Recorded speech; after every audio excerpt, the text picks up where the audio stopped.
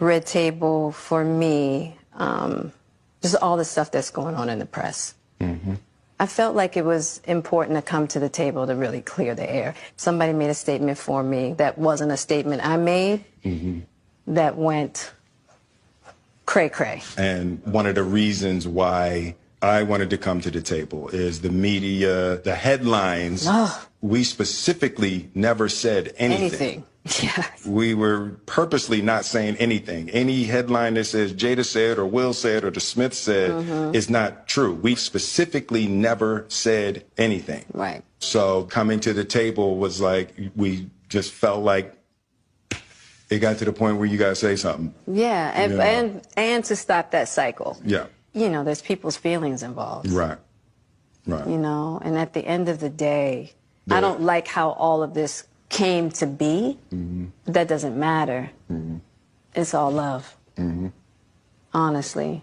And I would usually not, you know, that would be something I wouldn't comment on at all. Yeah. You know, and I feel like it's a situation that I consider private.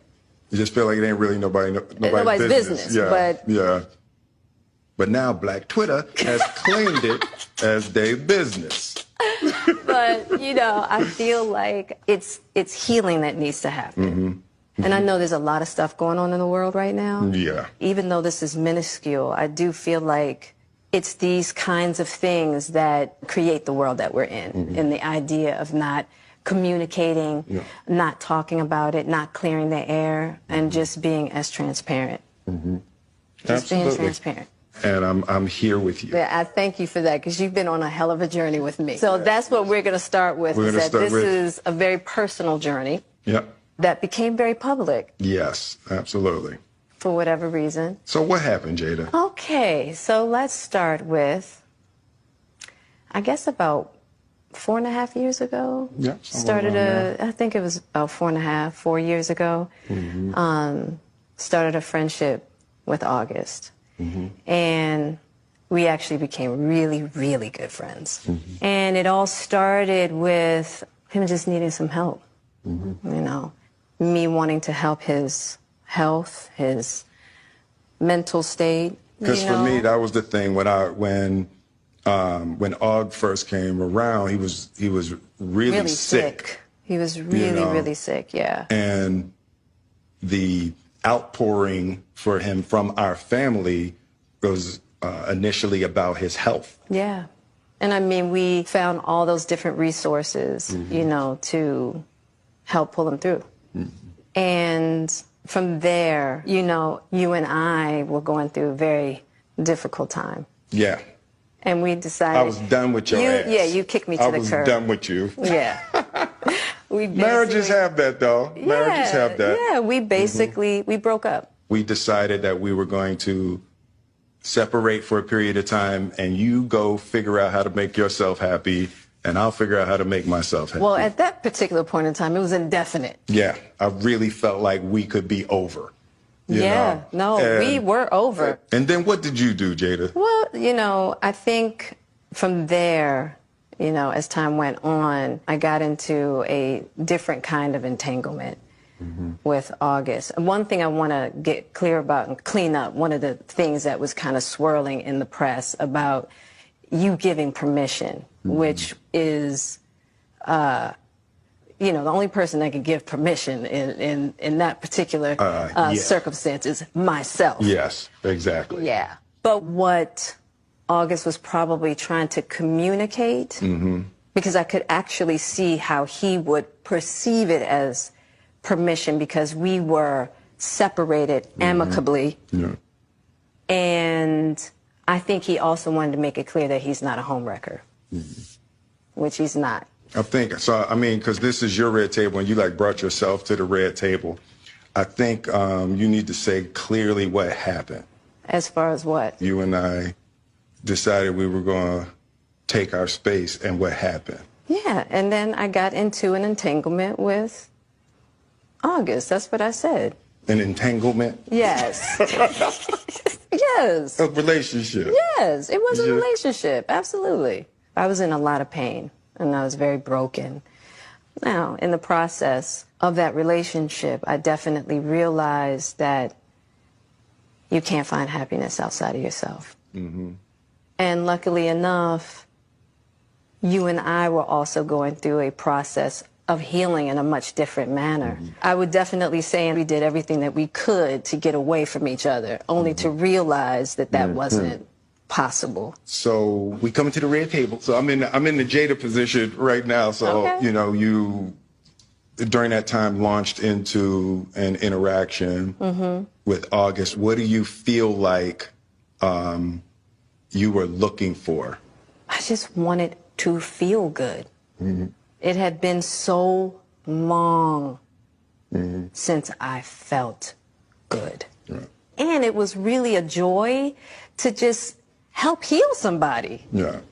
I think that has a lot to do with my codependency, which is another thing that I had to learn to break in this cycle. Just that idea of needing to fix and being drawn to people that need help, whether it's your health or whether it's your addictions.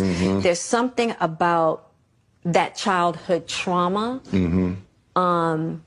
that feels as though it can be fixed through fixing people versus fixing me. Yeah.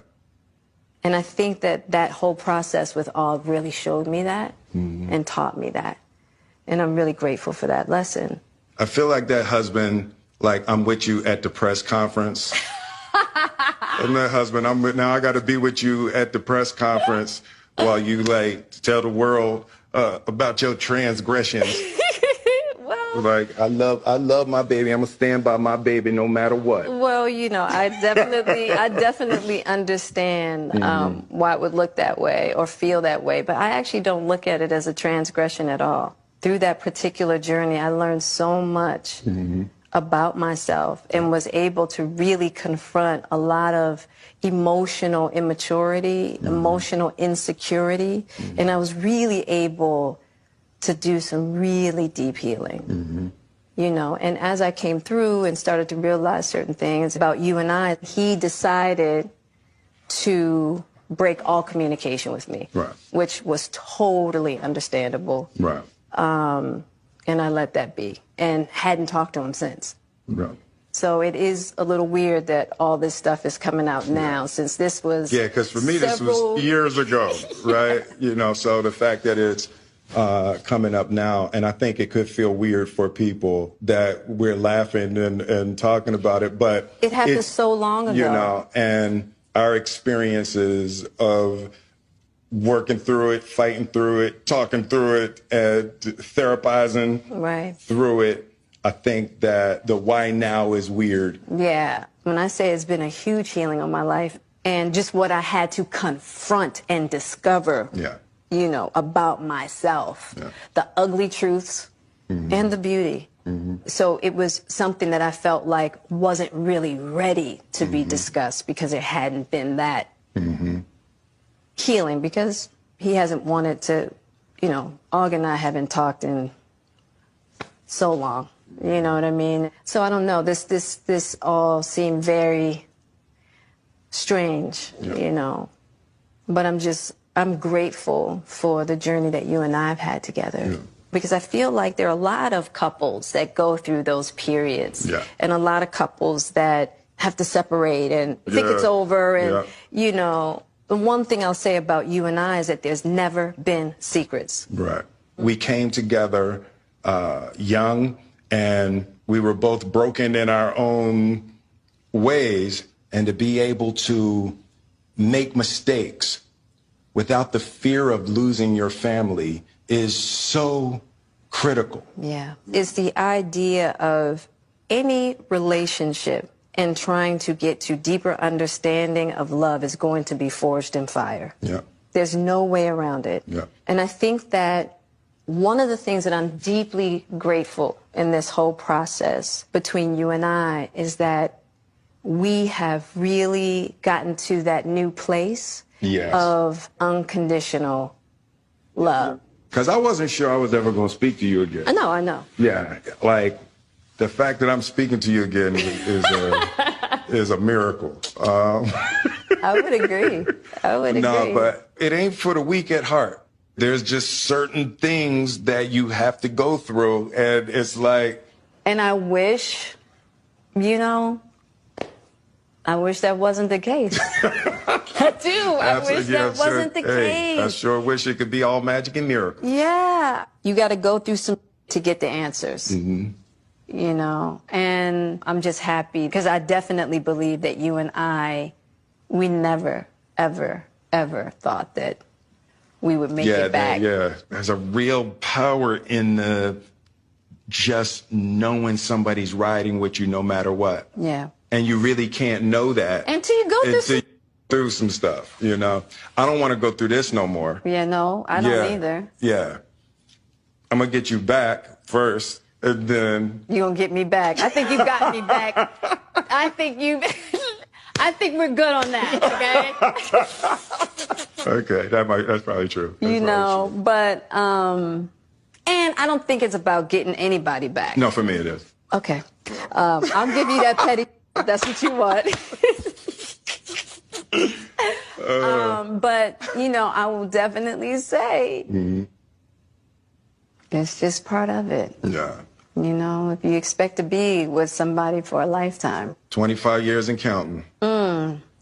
We ride together. We die together. Bad marriage for life.